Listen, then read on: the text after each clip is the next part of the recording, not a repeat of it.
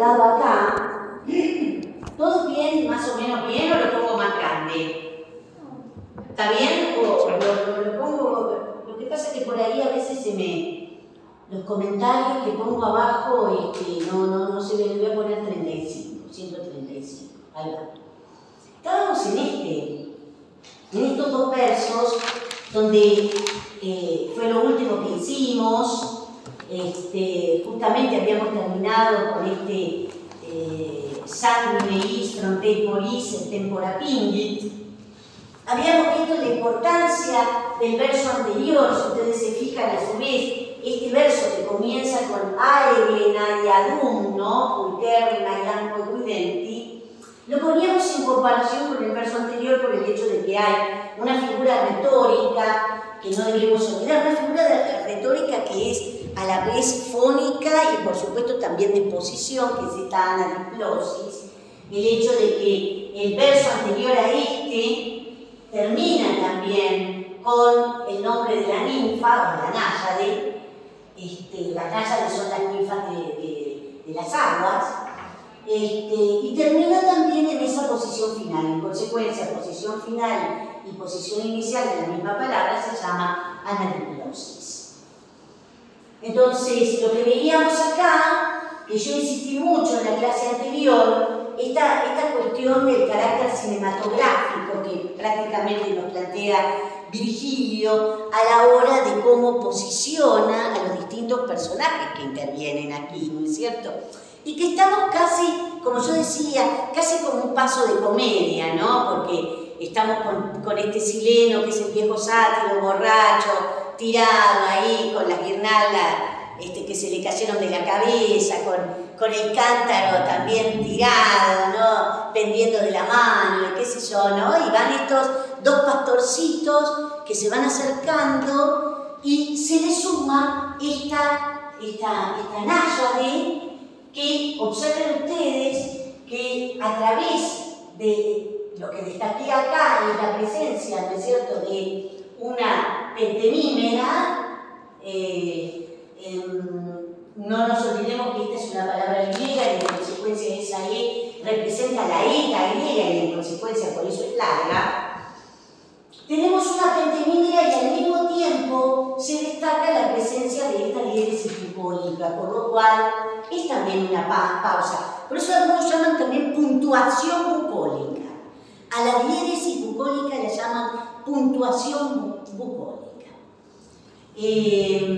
Con lo cual, como decíamos el otro día, que ahí Male la vio clarísima, ¿cómo destaca el hecho de que queda en el medio la palabra pulcherrima, ¿no es cierto? Es bellísima, pero la más bella entre las náyades. Entonces recordamos que estamos ante un superlativo relativo, retomo desde ahí, ¿no? Sobre todo poquitas cositas para la gente que no vino el otro día.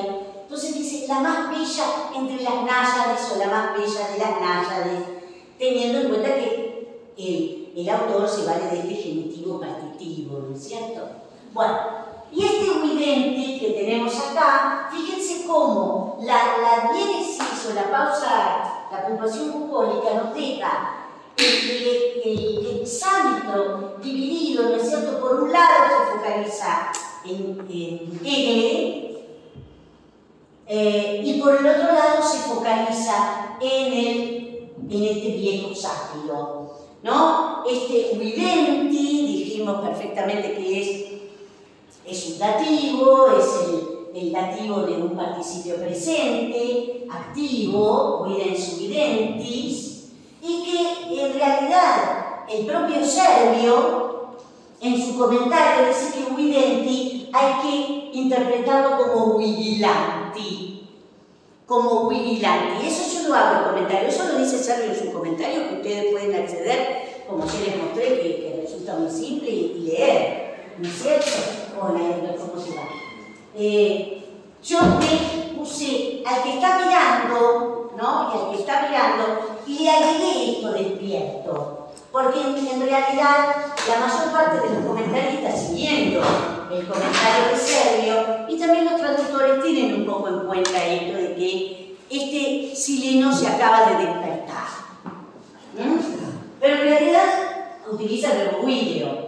Eso es lo que tenemos acá claro. Y este último verso donde habíamos llegado el otro día, que tiene una magnífica estructura, ¿no? Donde advertimos una doble cesura, triemímera y heptemímera, da la idea de qué es lo que ella hace. Dice, y a él que está mirando despierto le pinta, ¿no? El verbo pingui, la frente y las sienes con poras sangrientas o de color de sangre. Y bueno, hay pero comentarios extensísimos acerca de qué es lo que quiere decir, a qué alude con esto Virgilio, con lo cual algunos de los comentaristas trabajan Clausen fundamentalmente con textos relacionados con la comedia, y Coleman insiste en que esto es propio del reconocimiento de cierta divinidad al sileno, porque aparentemente las estatuas se pintaban, ¿no? Las estatuas de los dioses de color rojo es lo que hace a su faz. No es que quedaron blancas con el paso del tiempo, pero las estatuas se pintaban. Todavía se puede ver en, qué sé yo, en los museos palatinos algunos ejemplos de que se han encontrado de estatuas que ha permanecido el color, ¿no? El color en sus rostros. Tiene poco que ver con lo que uno cree que es un mármol absolutamente blanco, ¿no? Y ahí termina, digamos, esta escena. Habíamos hecho la métrica, entonces ven que algo que yo destacaba el otro día, cuidado con este sustantivo, naias, ¿no? Que era lo último que habíamos dicho, ¿no? Todas las posibilidades del enunciado de este sustantivo. Todo esto me lo da el OUL, así que no tienen problema, pueden bajarse el OUL, lo mismo el Mafiot. También se puede bajar el Jordan Lewis, ¿no? Fíjense, ¿no? Náyadis o náyados, con ese genitivo a la griega. Y lo mismo esta otra posibilidad. Muy bien. Y esto que yo les acabo de decir, ¿no es cierto? Ese participio presente alude a que el sileno se está despertando de la borrachera, ¿no? Y es Servio el que reemplaza ese videnti por vigilanti. Bueno, nada, este comentario que ya lo hice el otro día. Algo que me parece bastante interesante es esto que dice Coleman, ¿no? El hecho de que esto de pintar de rojo, parece que esta mora negra, da, como comentaba el otro día, da una coloración que es como ven que pongo acá, de la sangre coagulada, que se asocia por lo menos lo asocia a prácticas rituales, ¿no? Asociadas, para la redundancia, a la fertilidad. Así que, bueno, esto también es un punto a tener en cuenta, ¿no? Muy bien, vamos entonces a ver el verso arriba, que es este precisamente, ¿no? Este que vemos acá. Ahora después vamos a hacer la métrica. Es decir, ese ile, que va a ser el sujeto, ¿no? El sujeto de ese verbo inquit que tenemos acá. No nos olvidemos que ese verbo inquit es un verbo sumamente defectivo, que se utiliza simplemente para introducir el discurso directo, ¿no es cierto? Que tenemos muy pocas formas, ¿sí? Que aparecen algunas personas en el presente y también puede ser en el pretérito imperfecto, ¿sí? Son esta suerte de verbos declarativos, y el sujeto es evidentemente el sátiro. Y como podemos ver, tenemos esa construcción de participio, ¿no? que podemos encontrar acá, dolum ridens, ¿sí? Que ahora vamos a hacer referencia, bueno, yo lo traduje como si fuera una construcción de participio predicativo, ¿no? Dice riéndose del engaño o a causa del engaño. También, qué sé yo, la posición es absolutamente azarosa, porque podría decir que ese ridens está pasando por el verbo inquit, está modificando a inquit o solamente está modificando a ille, ¿no? Eso es algo que podríamos preguntarnos. Algo yo voy a decir acerca del régimen de este verbo rideo, ¿no? Rideo, ride, ridere, risic, risum, ¿no es cierto? Que es reírse, evidentemente, pero fíjense que tiene un acusativo que lo está modificando, entonces está siendo tomado como un transitivo, ¿no es cierto? Cosa que no sucede en castellano. El verbo reírse en castellano no es un verbo transitivo. Y ahí, ¿no es cierto?, la traducción que yo estoy haciendo de este dolum, ¿no? Bueno, y evidentemente, gracias a los editores que me ponen estas comillas, ¿no? Esta comilla simple, ahí me encuentro con el discurso directo, ¿no? Sabemos perfectamente que este verbo inquit, inquam, porque puede aparecer en primera persona, en general siempre va opuesto al discurso directo propiamente dicho. Entonces, acá tenemos este discurso directo, que por cierto es una interrogativa directa. Una interrogativa directa, una proposición sustantiva interrogativa directa que funciona como ¿qué? De inquit. ¿Qué les parece a ustedes? ¿Qué va a ser? El objeto directo. Esto es algo que no me tengo que olvidar, ¿no es cierto? Que en realidad el discurso directo a partir de un verbo declarativo como este siempre va a ser el objeto directo, ¿no es cierto?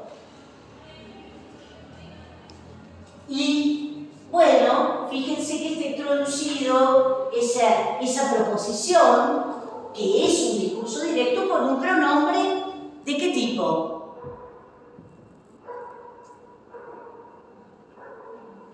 ¿Qué tipo? Interrogativo, claro, interrogativo. Desde ya, pronombre interrogativo. Hay distintas interpretaciones acerca de este quo. Yo lo veo como un ablativo causal. Algunos de los comentaristas lo ven de otra manera, con otras funciones. Yo ahí les hago algún tipo de comentario, pero evidentemente dice esto de el verbo necto, como ustedes pueden ver, y también se vincula, bueno, un acusativo interno o a lo sumo un objeto directo, ¿no es cierto? De nuevo estamos con estas ataduras, ¿no? Casi está repitiendo este víncula el sentido de la significación del verbo.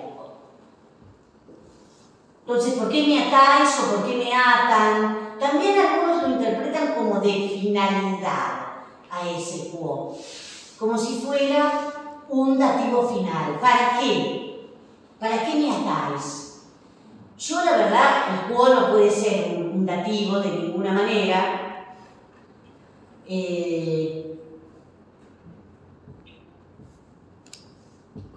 Por lo tanto, a mí me parece más que nada una causa, ¿no?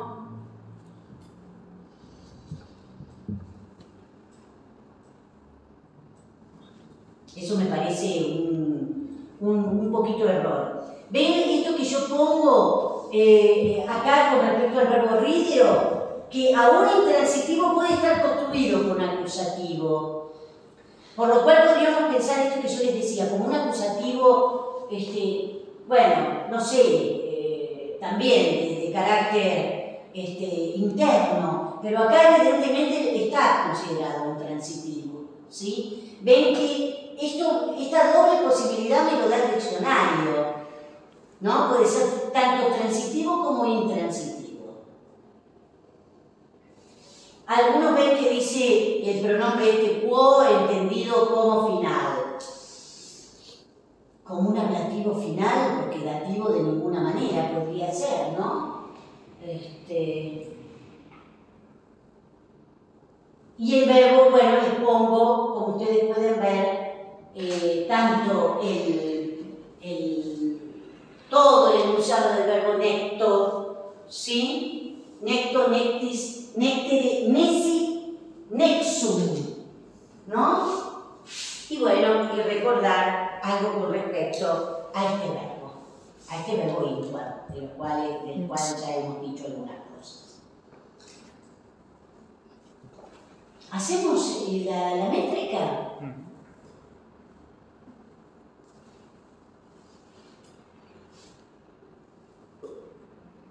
¿De este verso?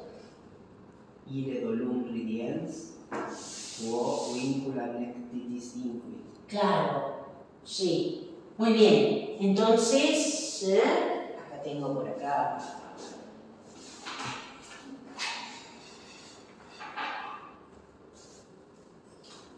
¿Estamos de acuerdo? ¿Sí? Ille dolum ridens. Y acá, evidentemente, la gente mímera, ¿sí?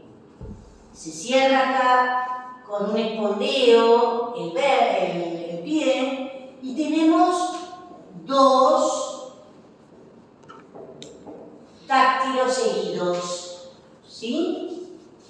Ille dolum ridens, quo vincula nectitis inquit. ¿Estamos de acuerdo? ¿Sí? Muy interesante, como ustedes pueden ver, la cantidad de ies, ¿no?, que tengo seguidas, que da evidentemente cierto carácter de igualdad fónica, ¿no es cierto?, de homofonía. Una pregunta Sí. con respecto al verso anterior que me quedó de... Dale, sí. Sanguineis. Sanguineis. Esa U y ¿eso qué es? No, eso que se llama, es una unidad fónica, no la puedes ver. Es como si fuera Wii. Eso aparece varias veces, te lo puedes encontrar. Ahí la U vale exactamente de manera semejante a lo que pasa con Q. Con la Q. Sí, no la puedes separar.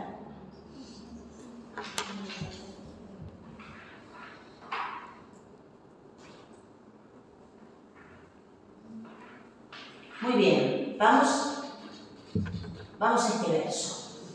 Bueno, como ustedes pueden ver, es bastante dialógico, ¿no? Recuerden que las églogas están divididas entre aquellas églogas en donde encontramos un único personaje o una única voz. Puede ser una voz laudatoria, narrativa, lírico-narrativa, pero en muchas de estas églogas nos encontramos que los personajes dialogan, ¿no es cierto? Por eso que se habla de églogas dialogadas, que acercan en muchos sentidos a pensar cierta relación con lo dramático en el sentido de lo teatral, ¿no es cierto? Bueno, muy bien. Este es un verso que tiene un poquitito más de complicaciones desde el punto de vista sintáctico, ¿no? Sigue hablando, como ustedes pueden ver, el viejo sátiro, ¿sí? ¿Qué destacan ustedes acá? Fíjense que antes se había utilizado, ¿no es cierto? No, Ese por qué me atáis, me atan, son presentes.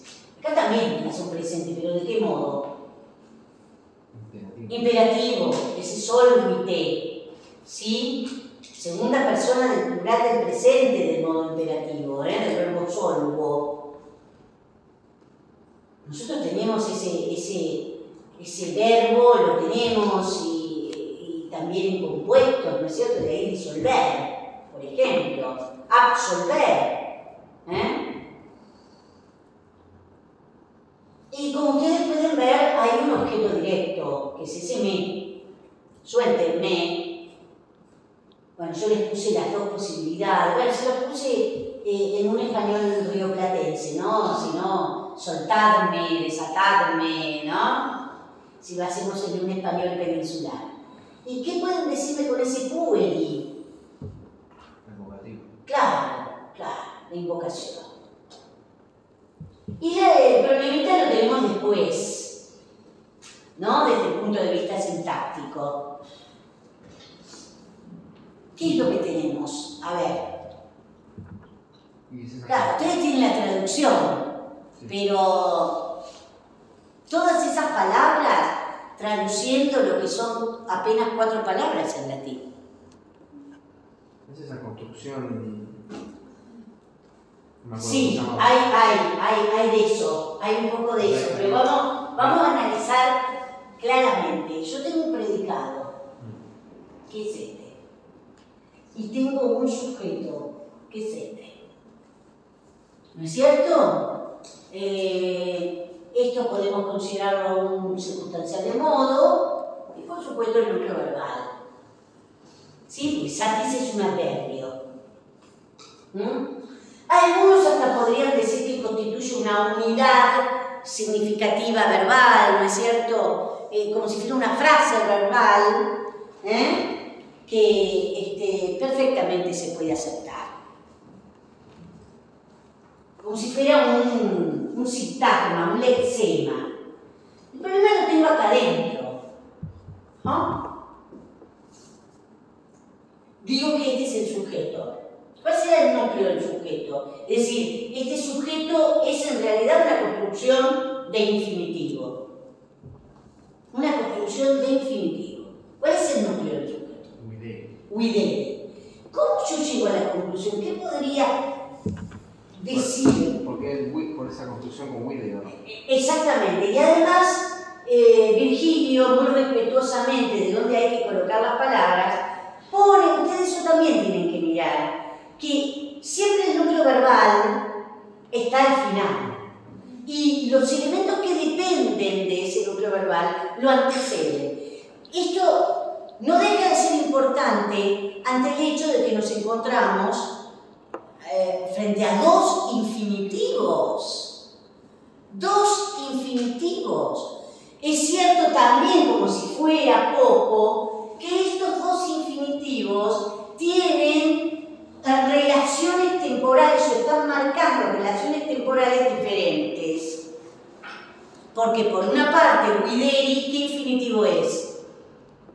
Presente. Hipotuise, perfecto. En consecuencia, no puede ser el núcleo lo anterior al presente. ¿Sí? Entonces tenemos varias cosas a partir de las cuales podemos defender el hecho de que videre es el núcleo de este sujeto. En primer lugar, porque se trata del verbo video, que como bien dijo Edgar, podemos pensar precisamente en lo que hay acá, la llamada construcción personal. ¿No es cierto? Hay una construcción personal. Por supuesto que tendríamos que decir, si yo tuviera que reponer cuál puede ser el sujeto de ese videre, ese nominativo, que en realidad podría haber puesto nominativo acá. Bueno, tendría que haberlo puesto en acusativo. ¿Cuál les parece? ¿Cuál es el sujeto de ese videre? ¿Qué les parece?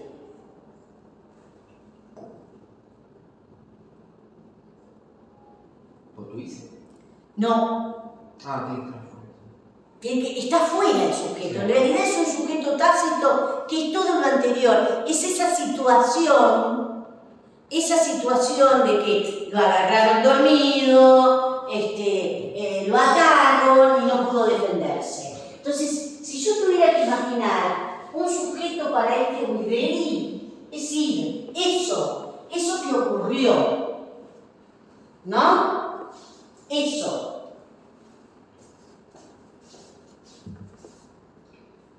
O bien podríamos decir, tal como lo podemos interpretar, más que id, en realidad el sujeto son hilos, ¿no? Estos muchachitos, ¿no? Es suficiente que parezca, ahí está el Guideri, que parezca que ellos han podido hacerlo, y ahí estaría ese id, ¿no? Quiere decir entonces que este es el núcleo del sujeto y esto es lo que nosotros llamamos el infinitivo predicativo. ¿Se acuerdan? ¿Se acuerdan de lo que es la construcción personal? ¿No es cierto? Por eso yo dije, no, más que ir, claro, hacer eso, ellos, parezca que ellos pudieron hacer eso. ¿Qué fue hacer eso? Atarlo. Pero hilos sería el sujeto de Potuisse. Claro, el sujeto de Potuisse, pero en realidad, si vos lo construyeras, ¿sí? ¿Cómo lo haríamos? Si esto lo trasladáramos a un nominativo. Me guío por la traducción de... Exactamente, yo tendría que poner illi, Guidentur, Potuisse. Si yo transformara esto, lo sacara de este contexto, tendría que ponerlo de esta manera, ¿no? Es suficiente que ellos, ahí está ese illi, parezcan haber podido hacerlo, ¿no? ¿Estamos?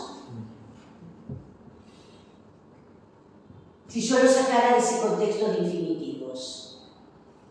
¿Estamos de acuerdo? Lo raro es que el verbo Guidentur lo están ejerciendo ellos. O sea, pero acordate que eso es lo que caracteriza a la construcción personal. Esto es lo que nos cuesta muchísimo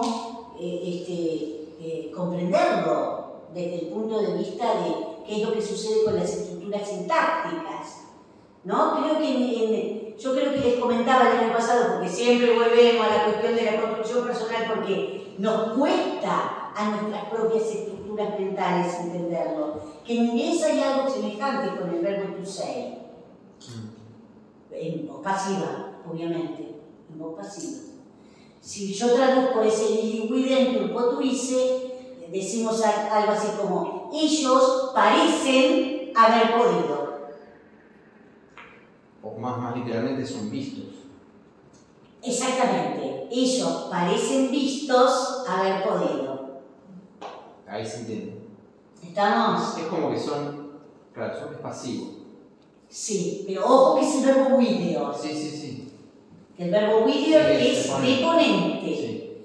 ¿No? Uno dice, sí, el verbo video es el pasivo de video, entonces por eso son vistos. Son vistos haber podido. Ellos son vistos haber podido. Pero en realidad ese ser visto se considera como sinónimo de parecer. ¿Estamos de acuerdo? ¿Sí? Entonces de ahí la traducción, ¿no? Es suficiente que parezca que han podido hacer eso, es decir, atarlo, ¿no? Lo cual advertimos que este sátiro tiene bastante poder, se está riendo de los muchachitos, ¿no es cierto? Es un sátiro experimentado, ¿no?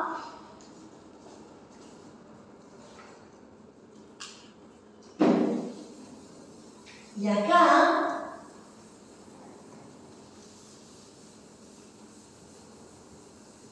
viene algo que comentábamos el otro día, en este verso que sigue, ¿no? Un verso que también, como ustedes pueden ver, repite 2 veces Carmina, ¿no? Y ahora vamos a hacer también el análisis. Por supuesto que al tratarse de un discurso directo, la sintaxis tiende a acercarse a la oralidad. Por eso todo este pasaje tiene mucho de comedia. Tiene mucho de comedia, ¿sí? De cierto desparpajo de la comedia, ¿no? Que usa la ironía, el doble discurso, ¿no? Que tiende a lo libidinoso, que es lo que nosotros vamos a encontrar acá. Sigue hablando el sátiro, el viejo sátiro. Bueno, ¿qué es lo que encontramos? ¿Qué es lo que me pueden decir? Un imperativo. Otro imperativo presente, del verbo conozco. Por supuesto que juega, como ustedes pueden ver, esto de solvite cognoscite, con esos finales iguales, ¿no es cierto? Va a jugar con la ubicación de los Carmina, ¿no? Esperen que voy a subir un poquitito para que puedan ver, porque esto no lo podemos entender si no tenemos los dos versos, porque juega con estos 2 versos, con el 25, entre el 25 y el 26, ¿no es cierto? Yo mantuve el orden que propone Virgilio, ¿no? Me parecía que además se iba a entender mejor, ¿no? El verbo conozco, más que conocer, muchos interpretan que lo que está queriendo decir este sileno es escuchar, ¿sí? Van a conocer por escuchar. Bueno. O si quieren pueden traducirlo. Conozcan dice los cantos que quieran, los poemas que quieran, los cantos, ¿no? Ya el otro día hablamos de la importancia mágica de esta palabra Carmen Carminis. No nos olvidemos que este sileno se va a comportar como un Orfeo o como un Proteo, sobre todo como Proteo también. ¿Y qué pueden decirme? ¿Qué es lo que está modificando a cognoscite? Es un verbo transitivo, transitivísimo, podríamos decir. Y lo que se ve que están acusativos, Carmen. Claro, no nos olvidemos que es un neutro, Carmen Carminis. Así que, ojo, porque lo interesante, que a pesar que son iguales, no deja de haber cierta figura etimológica, porque Carmine, Carmina, en las dos apariciones que tienen en este verso 25 no tienen el mismo caso. Carmina en primer lugar es acusativo, pero Carmina en la segunda aparición es nominativo. Ojo con esto. Este es el núcleo verbal, ya. Pero todo esto es un objeto directo. ¿Sí? Escuchen los poemas, los cantos, son mejor me juego por cantos, y ese Carmina, que es el núcleo del objeto directo, ¿qué es lo que recibe? ¿Qué es lo que lo está modificando? Claro, ¿un qué? ¿Una qué? Una relativa, ¿no es cierto? Una proposición incluida adjetiva que es atributiva. arriba, lo introduce este quae. No me olvido que quae no solamente puede ser nominativo femenino, sino, ¿qué otra cosa? Neutro plural. Neutro plural. Y acá es clarísimo, ¿sí? Y cuidado con este verbo. ¿De dónde viene este verbo? Vultis. Vultis. ¿Eh? Vuelo. Vultis, ¿o no? ¿Del verbo? Bueno, cuidado con este verbo. Son de los malignos, ¿no es cierto? Vuelo no lo malo. ¿Sí? Me lo tengo que acordar así. Vuelo no lo malo. ¿No? ¿Cómo es? No se lo puse para que no se lo olviden. Wolo, wis, huele, wolwi. ¿Sí? ¿Lo recordamos? Wolo, wis, huele, wolwi. Maravilloso. Estos son de los malignos que se les digo verdaderamente, ¿no es cierto? Y los otros, no lo malo, son los compuestos, ¿no es cierto? A partir, si no conozco wolo, soné con no lo malo, ¿no? No, wolo, wis, huele, wolwi. ¿Sí? Malísimos. Con la doble presencia, esta alteración de la vocal de la base, ¿no es cierto? Que además tiene contextos fónicos diferentes. Muy bien. Entonces, ¿en qué persona, número, tiempo, carácter, vultis? Que es cierto, ustedes me pueden decir con esa U, claro, porque puede ser también voltis. Me puedo encontrar con voltis o vultis, ¿no? Pero me pueden decir qué pasa. Miren eso, ¿no? Esa O que después se convierte en U. Tengo wolo, wis, gult. ¿Se acuerdan? Wolus, gultis, podría ser voltis, que tiene un carácter arcaizante, volunt. Terrible, es un verbo perro directamente.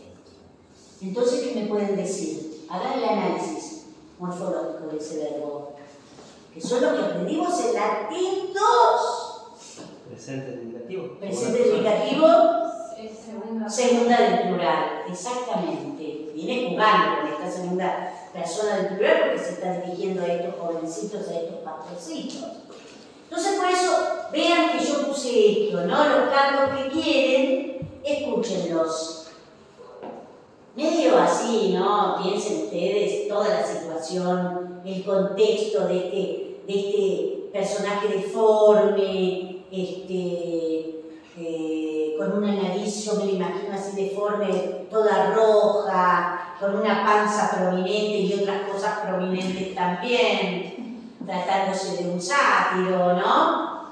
Que va a ser gala de su carácter libidinoso, y lo vamos a ver ahora.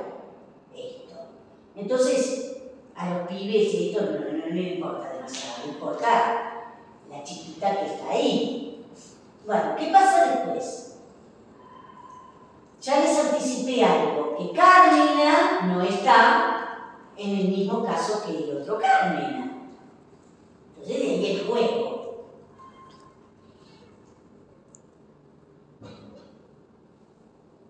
¿Qué será entonces? Tengo una coma. O un punto y coma, mejor dicho. ¿Qué será Carmina? Quiere decir que comienza otra cláusula con la misma palabra, pero con otra función. ¿No es el sujeto? Es el sujeto, claro. Es el sujeto. ¿Cuál será el verbo de Carmina? Y hay un zoom ahí. Claro, hay un zoom. Lo que pasa que en esa primera cláusula, ¿no es cierto? El verbo zoom no está elidido. Está elidido. Si yo tuviera que reponer un verbo, tendría que decir erunt. Tendría que decir erunt. ¿Estamos de acuerdo? Porque el verbo aparece acá. ¿Sí? Y tendremos que ver si hay un sujeto para esa tercera persona del singular del futuro del verbo sum.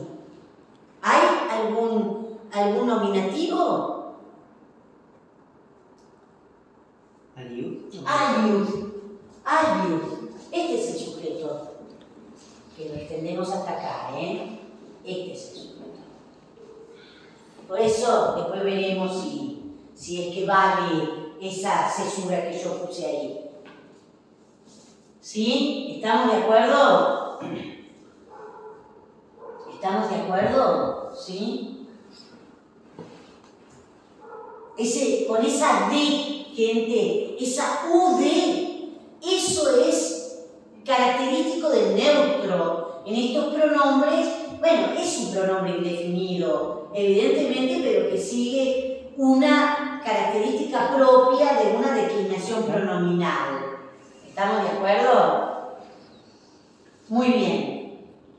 Y hay otros pronombres en estas dos cláusulas. Uic, ipse. Exactamente, uic, y hay otro. Ipse. Sí, pero ese está al final.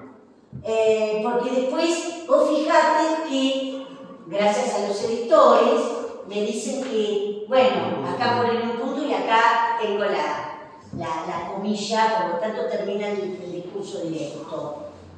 Pero hay otro pronombre antes. ¿Dónde tengo el pronombre? Wobis. ¡Wobis! Ah, Es un pronombre personal.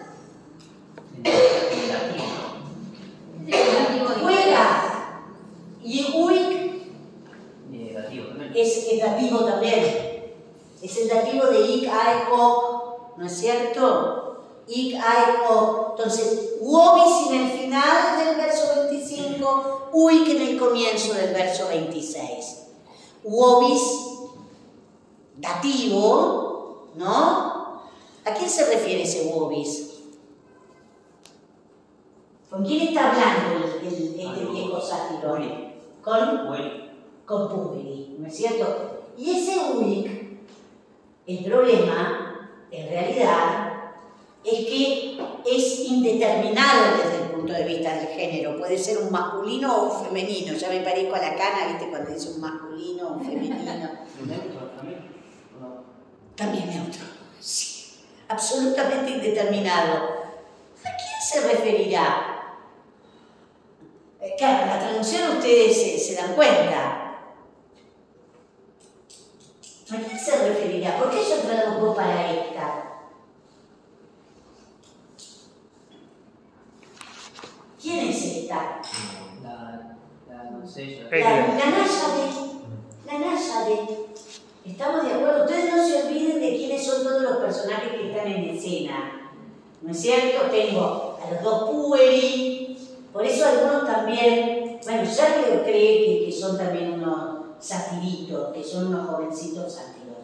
Bueno, no está mal la interpretación de Sergio, no está mal pensarlo de esa manera. Y tengo la Náyade, ¿no? Imagínense que este es un contexto boscoso, cavernoso, ¿no? Esperable para este tipo de producción poética. Entonces este uic es la Náyade, es Egle. Y bueno, ese wobis son los pastorcitos o satiritos, como queramos interpretar. ¿Cómo vamos a hacer el análisis? El verbo está dividido en este carmina wobis, pero es exactamente paralela la construcción a ese uic mercedis edit, o alguien mercedis edit, ¿no? Este carmina es el sujeto, vamos a hacerlo así. Y esto es un predicado, en realidad es un predicado con un verbo dividido, que al tratarse de un verbo sum, ¿qué podemos pensar para ese dativo? Interés. Algunos hasta lo traducen como si fuera un dativo posesivo y piensan, ellos tienen los poemas, o ellos tienen los cantos. A mí medio... Bueno, el dativo posesivo está dentro del campo semántico del dativo del de también. Una posibilidad. Y acá el predicado está cortado,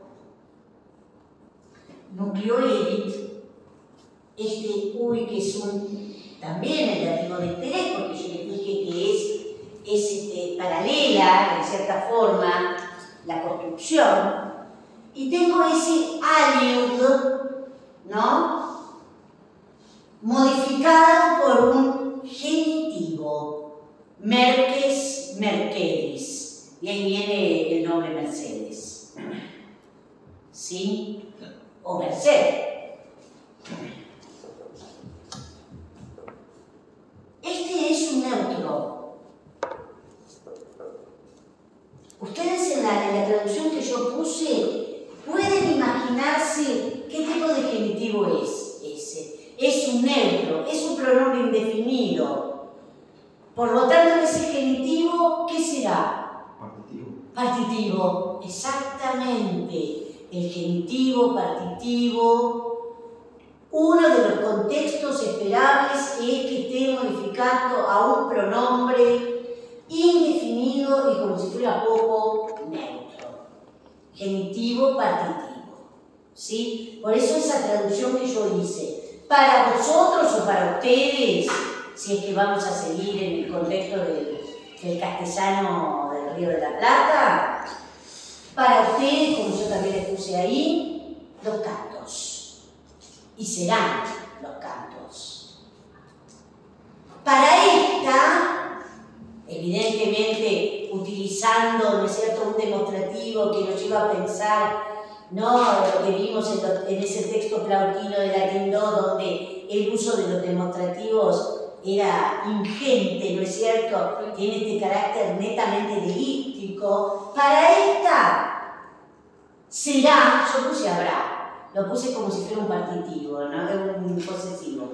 Para esta será, ven que lo puse ahí también, otro el premio, u otro premio. ¿Lo ven? ¿Ven toda esta? O habrá otra cosa de premio. Le puse distintas traducciones, distintas posibilidades. ¿Se imaginan ustedes cuál es el premio al que alude? ¿No? Entonces esto, Servio hace el análisis destacando el carácter libidinoso. Lo dice, ¿no? Que evidentemente hay una alusión sexual en esta referencia. Y uno dice, ¿un tipo como Servio, un gramático, hace esto? Sí, porque no nos olvidemos que estamos en un período de mucha regulación sexual y moral. No nos olvidemos que a pesar de que no se puede distinguir cuál es la conversión religiosa de un tipo como Servio, está enseñando a comienzos del siglo V a jóvenes que proceden, siglo V después de Cristo, a jóvenes que proceden tanto de familias cristianas como familias paganas, que reciben una educación muy homogénea. Claro, o sea, porque yo me estaba preguntando eso a Servio, ¿no lo incomodaría en ese momento? Totalmente. O sea, estos temas. Sí, además porque ya tenemos un control moral muy importante, el control sobre los cuerpos. Claro, pero no lo censura, digamos, lo comenta igual. No lo comenta, pero lo destaca. Destaca que bueno, evidentemente es un ser bastante, no sé, enfermizo, monstruoso, por esto de destacar lo libidinoso, o casi como que está sugiriendo un estupro, ¿no es cierto?, una violación de la joven, ¿sí? Por eso hablo del control de los cuerpos que comienza a hacer, o ya entonces era muy importante. Hay un libro magnífico de Peter Brown que se llama El cuerpo y la sociedad, ¿no? Es un libraco de esta naturaleza. Ahora no me acuerdo por quién está editado, está en castellano, yo lo tengo, El cuerpo y la sociedad, donde él habla ya como desde Galeno en adelante, ¿no es cierto?, el control de los cuerpos es sumamente importante, ¿no? Y a medida que el cristianismo avanza y termina convirtiéndose ya para esa etapa, el cristianismo estaba oficializado como religión del imperio. ¿Se imaginan ustedes que este tipo de temas era un poco alarmante, podríamos decir? En una de las primeras cosas que escribimos con el grupo de los serbianos, en aquel momento era creo que yo se los comenté, esto de sentados o acostados, ¿no?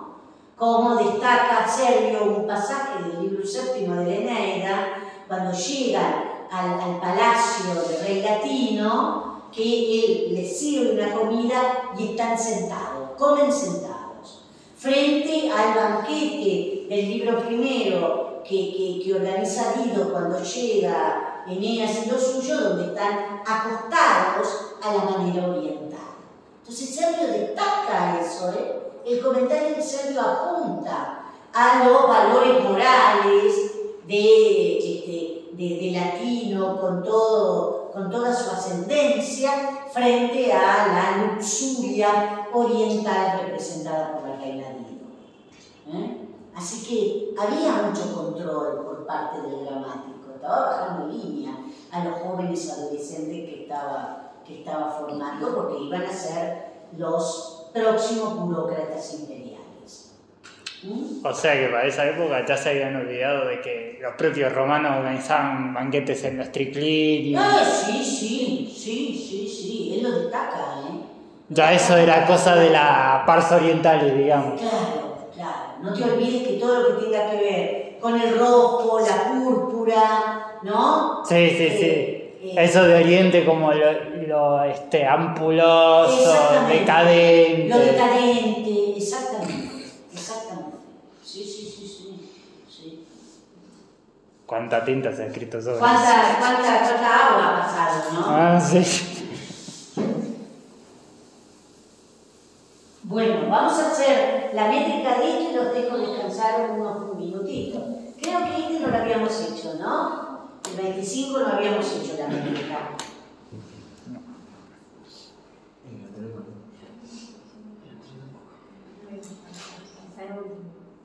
Muy interesante este verso 25. Otro que no sea Nico, que a él le encanta la métrica y hace el estudio métrica también. Mírenlo, inténtenlo hacer. Carmina quae vultis, Muy bien. cognoscite carmina vobis. Exactamente, muy bien, exactamente. Es evidente que tenemos una pentemímera, pero también tenemos otra cosa, ¿no? Una bucólica. Muy bien, exacto. Y es clarísimo, ¿no? Como corta, ¿sí? Acá está la diéresis bucólica. Clarísimo. Carmina quae vultis cognoscite, carmina vobis. Creo que cuando yo lo recité no le dice Muy bien. bucólica, ¿no? Y acá, ven, No, yo se no lo... lo hice. Bueno, no terminamos el tren. Hagámoslo y después... ¿Es ditongo? ¿Qué cosa? No, el quick podés considerarlo como si fuera una sinícesis.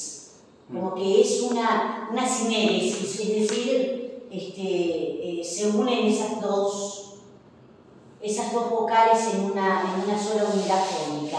Por eso fíjense que se las destaqué y puse el acento en U. En realidad no es uic, sino que es uic. Pasa con los dativos, en el cui, estoy refiriéndome al pronombre relativo, ahí cuidado también con el dativo, ahí cuidado. Entonces... O sea, eso es weak. Weak. ¿No sería? Sí, weak. O sea, sin vocal. No, yo te diría Por acento. que weak tendrías que decir, pero se considera una sola sílaba. No es una semivocal. Y no es ditongo. No es diptongo. sino que constituye, muchas veces, ¿sabés cómo lo marcan esto? Sí, con una pepota arriba. No, lo marcan así, con un arquito. Te vas a encontrar en el OU, eso. Sí. ¿Y cómo se pronuncia? UIC. Uy. O sea, es un monosílabo. Es un monosílabo, claro. Y fíjense qué pasa después, ¿no es cierto? Uic, Aliud, Merkediserit. Pues Alius, no se olviden de eso, viene de Alius, ¿no? Lo que pasa es que para nosotros la idea de Saí, bueno, que constituye un diptongo, no en latín. Uic, Aliud, Uic, Aliud, Merkediserit.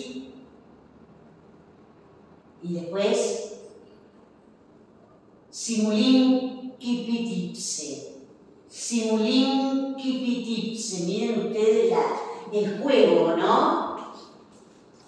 Tienen entonces esto, Uic, Aluid. Ahora a ver si tengo. Y acá está es una trienímera que podríamos no considerarla porque estaría como cortando ese genitivo partitivo, aunque el Merkedis, que es ese premio que le va a dar el viejo sátiro, ¿no? Que era como destacado, ¿no? También acá es donde uno tendría. Por eso yo lo pensé como si fuera una trienímera, ¿no? A ver, no, una triple. Uic, Aliud, Merkedis, como si fuera una trocaica, Merkediserit, para destacar el Merkedis. Simulin Kipitipse. Observen ustedes cómo suena esto, ¿no? Es una posibilidad, si no, simplemente Yuk, Aliud y Merkedis, y ahí la trienímera, sigo con la trienímera, la trocaica, Merkedis,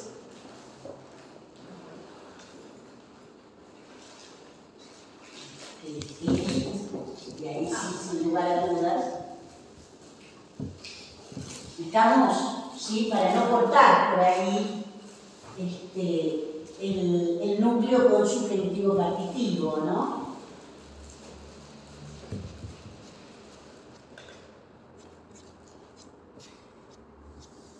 Y les cuento que, así como son problemáticos los dativos, en un ic ai quod como es o en quic ai quod como en el relativo, otros de los que pueden traer problemas al hacer la métrica son los genitivos.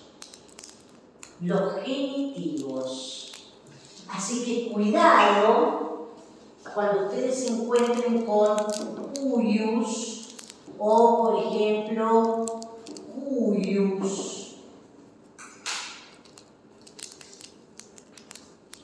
La del medio es una semivocal. ¿Cómo? La del medio es una semivocal. Claro, pero por ahí te puede jugar una mala pasada. Tengo que verlo en contexto. Porque esa I viene de una doble I, entonces te la puede, qué sé yo, como vocalizar, considerar larga. Ojo, porque esos problemas, bueno, por ejemplo, el plauto se da. Ojo con eso. ¿Estamos de acuerdo? ¿Sí? Bueno, entonces, hacemos un descansito.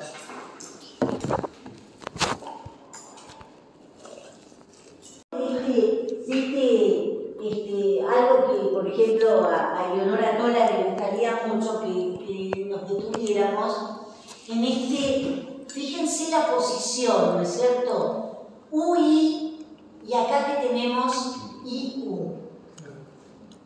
¿no? Es decir, acá invierte, acá lo invierte, UI y U. Y después va a trabajar EI. Y acá vuelve a aparecer EI. Observen el juego de estas homofonías o estas alteraciones, ¿no es cierto? Pero siempre trabajando más o menos con las mismas vocales. Aparte de que todas las palabras tienen una I o más. Exactamente. Todas tienen I. Todas tienen I. Exactamente. Acá aparece el símbolo y después, evidentemente, estas 4 juntas, ¿no? Y además, como si fuera poco, el hecho de que repite, ¿no? Estas oclusivas labiales que le da también un juego fónico muy interesante, esto de incipitipse, ¿no? Donde, como ustedes pueden ver, esto nos lo enseñó Leonora, ¿no? Acá dice pi frente a i. Claro. ¿Sí? Entonces, este tipo de juegos fónicos son cosas que destaca la neoestilística latina, ¿no? Algo en lo que Leonora Tola trabajó largamente con Jacqueline Danger, con la doctora Danger en la Sorbona, ¿no? Que fue su directora de tesis, ¿no? Es realmente impactante lo que hace acá Virgilio, ¿no? Es realmente increíble, realmente increíble. Bueno, así que cuidado con estos dativos,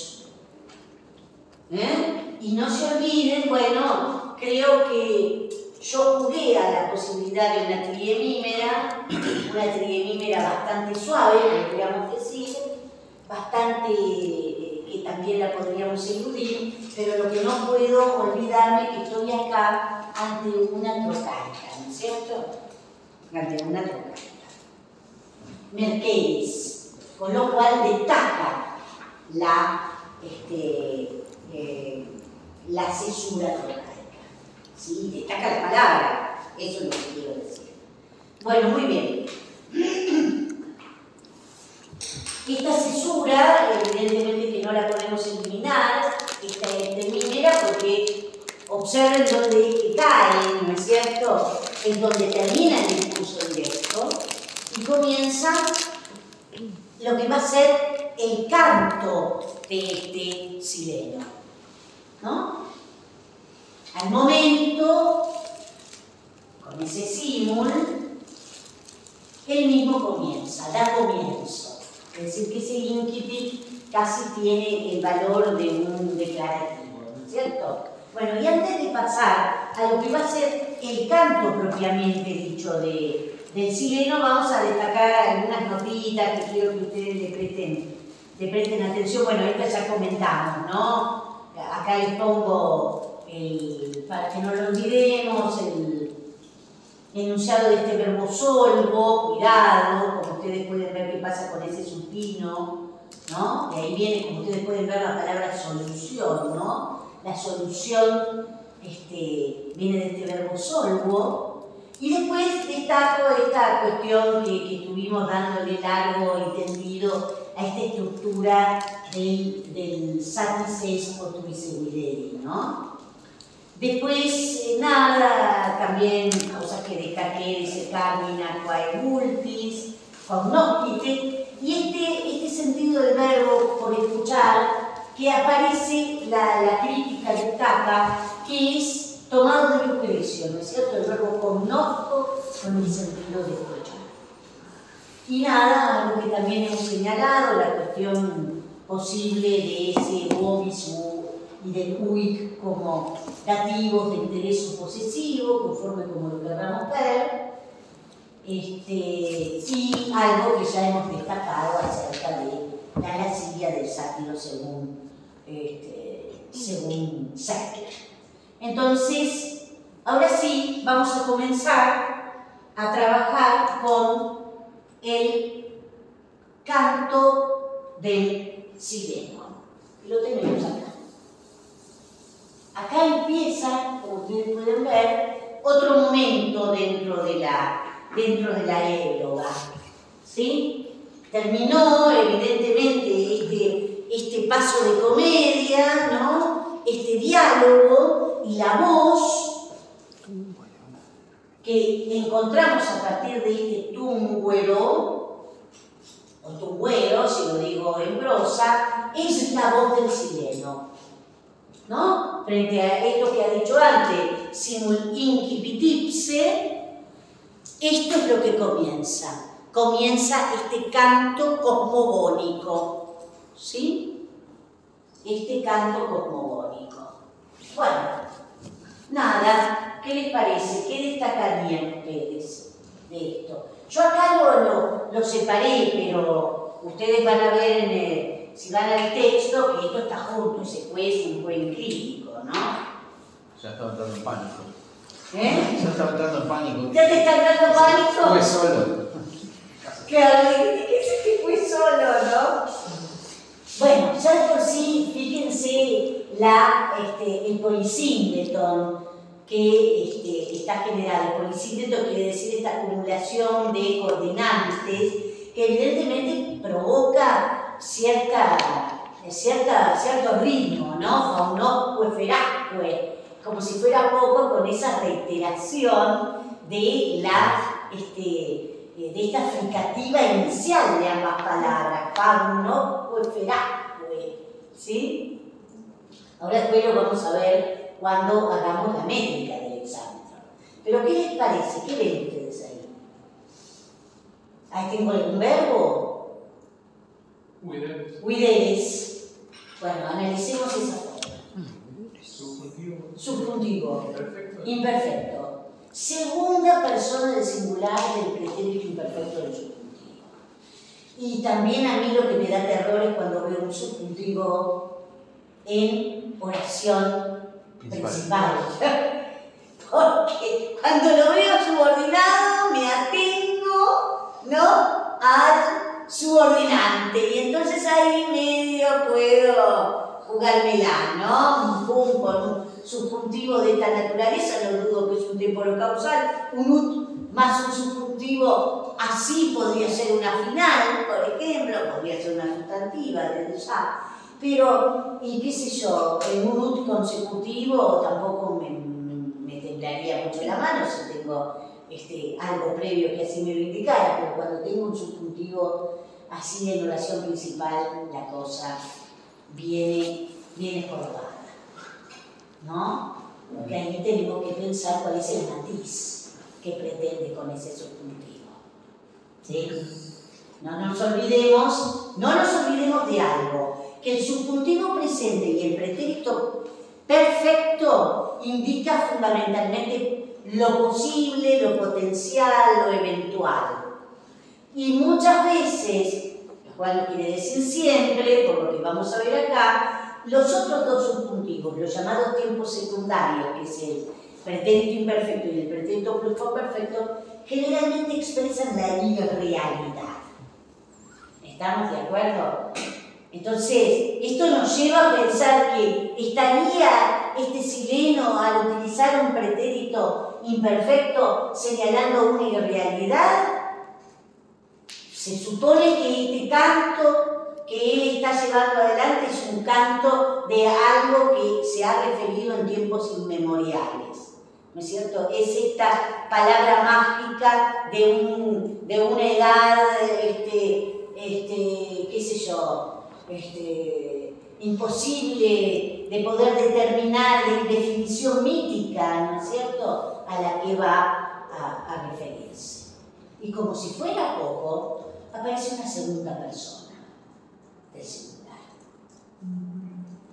Otro problema a los que ya tenemos. ¿Por qué? Porque la segunda persona, que podrían traducirlo en segunda persona, la segunda persona en latín es considerada impersonalidad.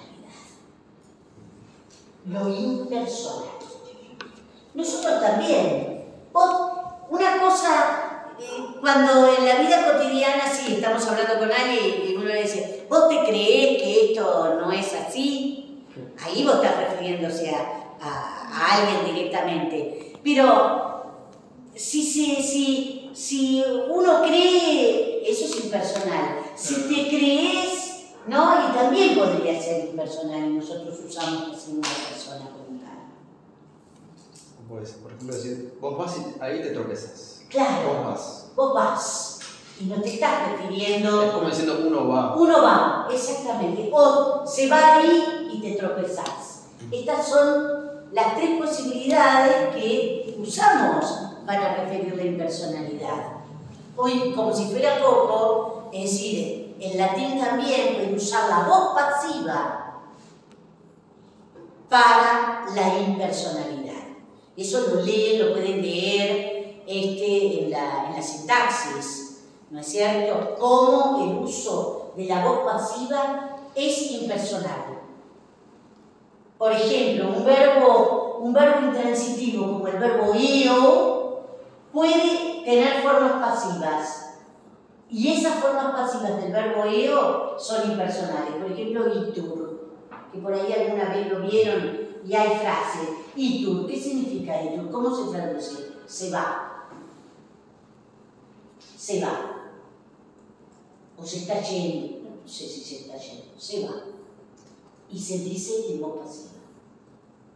Y eso es una marca de impersonalidad. Esto podemos elegir hacer una traducción en una segunda persona, ¿sí? O bien, como he visto en otras traducciones, usan una pasiva con C, o una pasiva impersonal, mejor dicho, ¿no? ¿Por qué el problema que tenemos acá? Que por más que después lo interpretemos como impersonal, ese faunosque ferasque, a ver, vamos a poner el verso que sigue, va a formar parte de un objeto directo, porque el sujeto, por más que sea, ¿sí? presupone una segunda persona. Es decir, que tú verías, ¿sí? Tú podrías ver. ¿Y por qué estoy traduciendo de esta manera? Por eso les dije, en general se consideran que los tiempos secundarios del subjuntivo representan la irrealidad, pero también, como ustedes lo pueden ver, en la sintaxis de Arnoux, en todo el análisis que él hace del uso del subjuntivo, existe lo que se denomina la posibilidad o eventualidad en pasado. Es decir, que se puede utilizar verbos, como en este caso, un pretérito imperfecto del subjuntivo, para expresar una eventualidad, un hecho posible que haya ocurrido en el pasado. La traducción que da Arnoux para este verso, y después vuelve a aparecer, o por lo menos tendríamos que reponer el verbo videres, es como se podría ver. Se podría ver. Algunos no lo traducen así, pero eso es lo que dice Arnoux. Vieras. Algunos, yo he visto alguna traducción de las bucólicas de un profesor que era de esta casa, que después él no terminó trabajando en nuestro departamento, estuvo un tiempo, después fue al departamento de arte. Hay una traducción hecha por Eudeva de Hugo Bauzá, que él dice, vieras. Tú vieras, un poco difícil de aceptar de mi parte. Entonces con el imperfecto sería podrías ver. Podrías ver. Con el perfecto sería habrías podido ver. Habrías podido ver. Sí. Dije que esto formaba parte del objeto directo. Si ustedes van al próximo verso, yo ahora lo voy a pasar, pero no quiero dejar de ver qué es lo que pasa acá. Si ustedes tienen el próximo verso, se van a encontrar que hay un infinitivo. ¿Cuál es ese infinitivo? infinitivo. Ludere. Ludere, no te olvides que es un verbo de tercera, por lo tanto es ahí y breve. ¿Sí? Entonces, ¿qué quiere decir? Que hay una completiva de infinitivo más acusativo, que funciona como objeto directo de videres. ¿Estamos de acuerdo? Porque en latín acá hay una segunda persona. Sí. Tú podrías ver, ¿no? Se podría ver, claro, si vos decís se podría ver, esa completiva no es objetiva en castellano, pero en latín sí. ¿Estamos de acuerdo? ¿Sí? Bueno, entonces dice, se podría ver o tú podrías ver o verías. Entonces, esto se considera como un reforzador de tum, ¿no? Si mal no recuerdo, a veces hasta pueden aparecer constituyendo una única palabra, ¿eh? ¿Qué hacían estos faunos y estas fieras, estos animales salvajes? El verbo que utiliza en infinitivo, pero es el núcleo verbal de la completiva, ¿me siguen lo que estoy diciendo? Sí.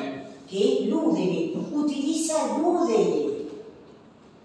Algo que Virgilio en los primeros versos de esta Éloga hizo mucho hincapié, ¿no? La diferencia entre cano y el verbo ludo. Entonces, el verbo ludo también es danzar, por ejemplo. Sí. ¿Sí? Danzar. Y ahí dice una manera que danzaban. ¿De qué manera danzaban? Innúmero. ¿Y qué significa innúmero? Rítmicamente. Impactante. Inmortal.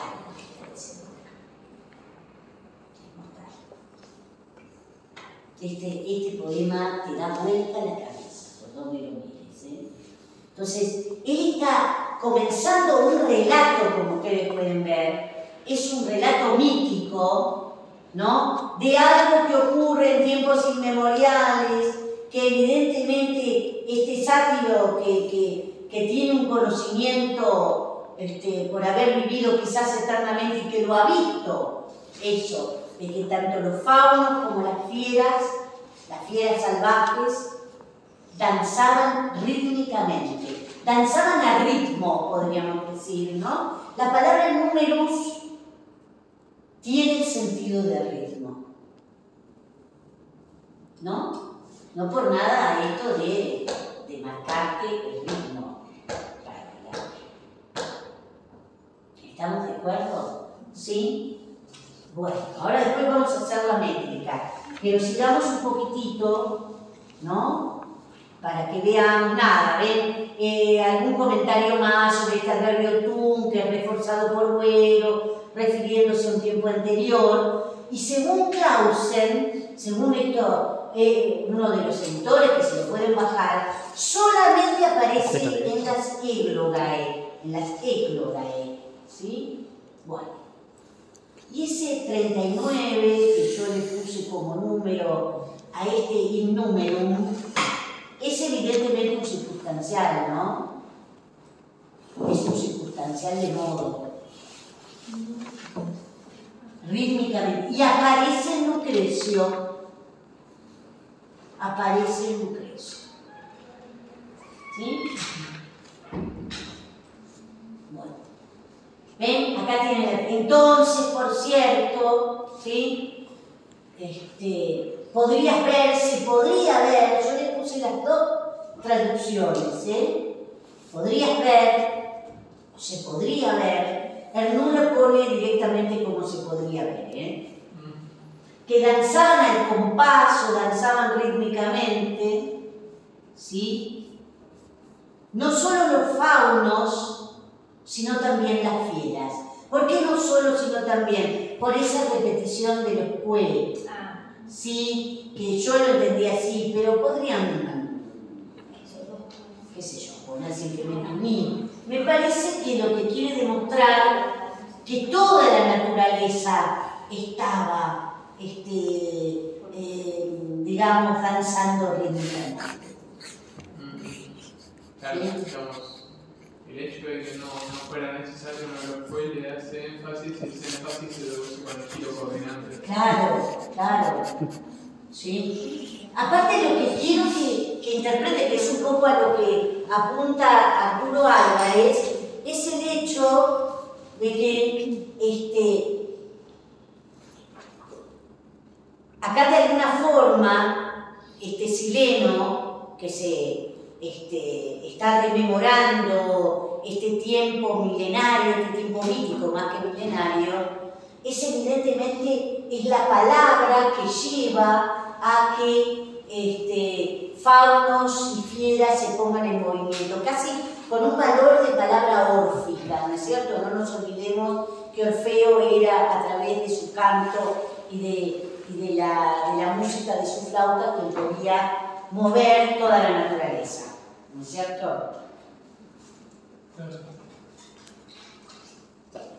Y acá está lo que va, también esto es sumamente importante, lo que nosotros tenemos acá. Por eso estoy hablando del valor de la palabra órfica. En este tum rigidas mutare cacumina quercus.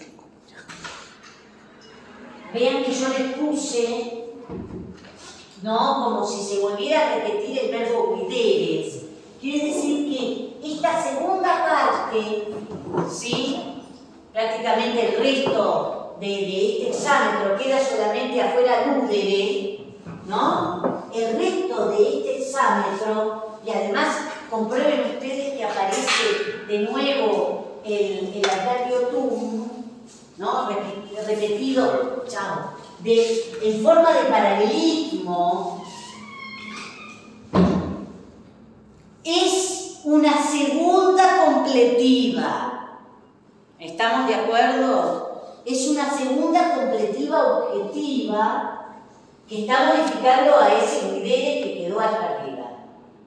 ¿Estamos de acuerdo? ¿Sí?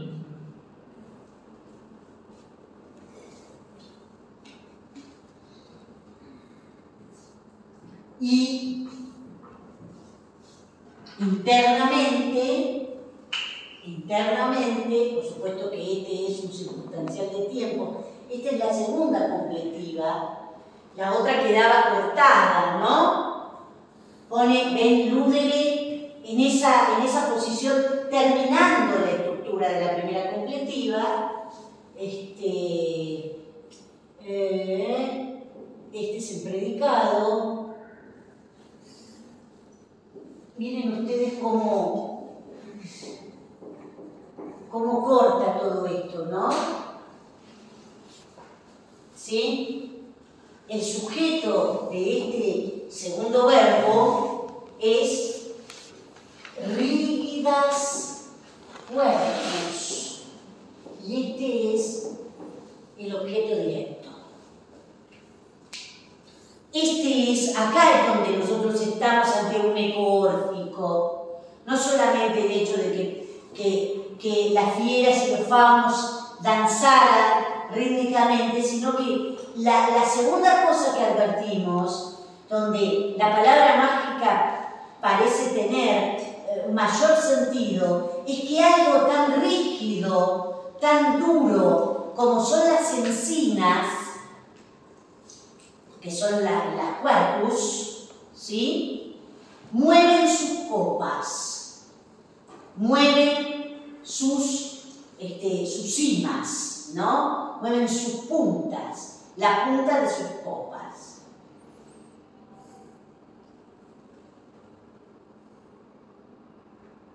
¿Estamos de acuerdo? ¿Sí? Bueno, entonces, vamos a hacer todo esto.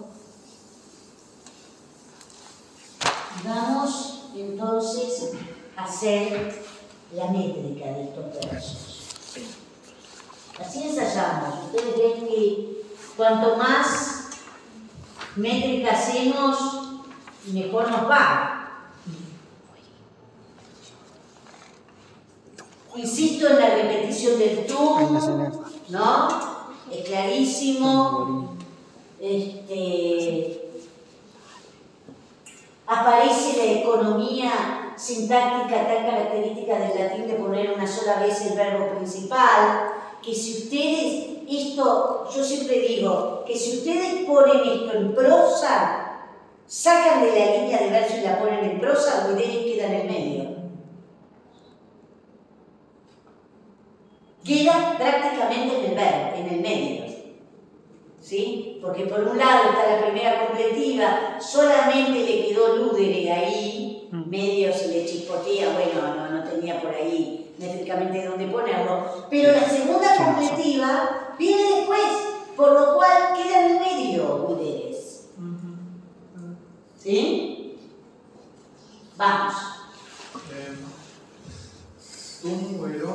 Tum guerin numeron faunos, conferasco Wideres. A ver, acá, Ojo, porque tengo tum guerin. Ojo, tum guerin. Ahí está, sigamos. Tum guerin Numerum. faunos. Yo haría cargo, ¿cierto? Tum guerin numerum. Y ahora, Faunos. Sí, faunos. no me sale leerlo con la cesura, lo leo todo de corrido. Faunos. ¿Estamos de acuerdo? Miren ustedes, ¿no? Cómo destaca y observen esa maravillosa repetición de nasales y de ues que tenemos acá, ¿no? Tum guerin numerum, tum guerin numerum, faunos ueferas uewideres. Observen ustedes cómo... Son dos partes distintas. Dos partes absolutamente diferentes desde el punto de vista rítmico. Y justamente divididas por la... Divididas por el numerum, ¿no es cierto? Sí. Y además, ¿qué efecto que provoca la repetición de estos puentes hídricos, ¿no es cierto? Que es lo mismo que yo diría en prosa. Faunos, ueferas, uewideres. ¿No? Coincide el acento de la prosa con el acento rítmico de los cantos. Es impresionante.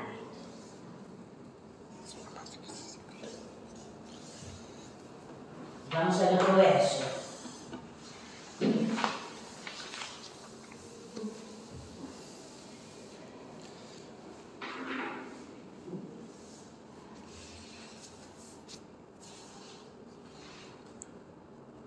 Bueno.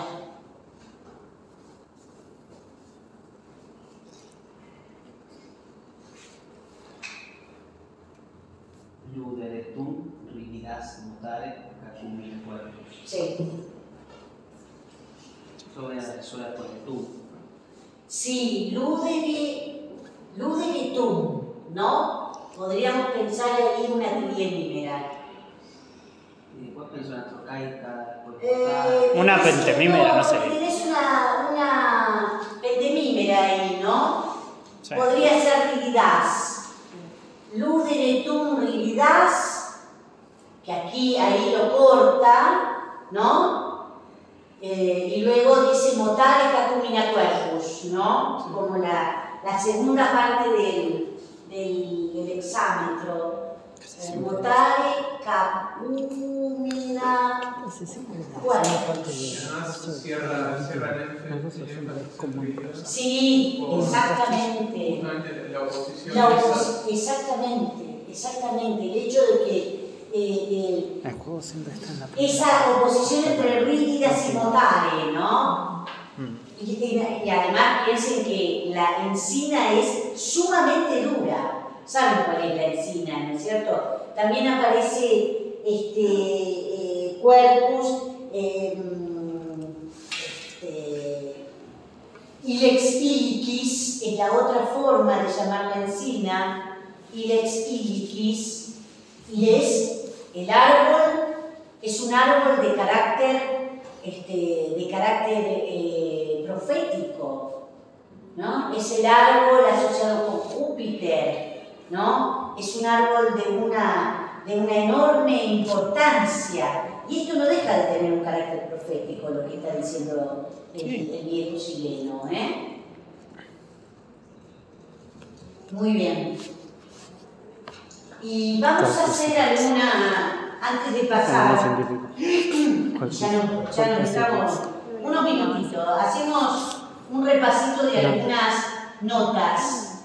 Miren esto que yo les pongo acá, que dice Coleman.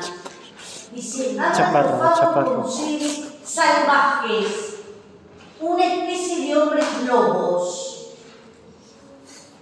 Ojo que la cuestión de los hombres lobos lo habla Virgilio en la Égloga octava, una especie de hombre lobo, de ahí la relación con los Lupercalia. La etimología con fauneo, y ahí faunos, forma parte del deseo de humanizar una fuerza hostil de la naturaleza. Casi podríamos decir de manera eufemística, ¿no? Que digo lo bueno como para calmar ese lado negativo, de manera eufemística que es también profética. Bueno, esto que yo les dije, miren, hasta les pongo la página de Arnaud, de la sintaxis, donde el uso del pretérito imperfecto del subjuntivo con valor de posibilidad traspuesta al pasado para expresar lo posible o eventual. ¿Sí?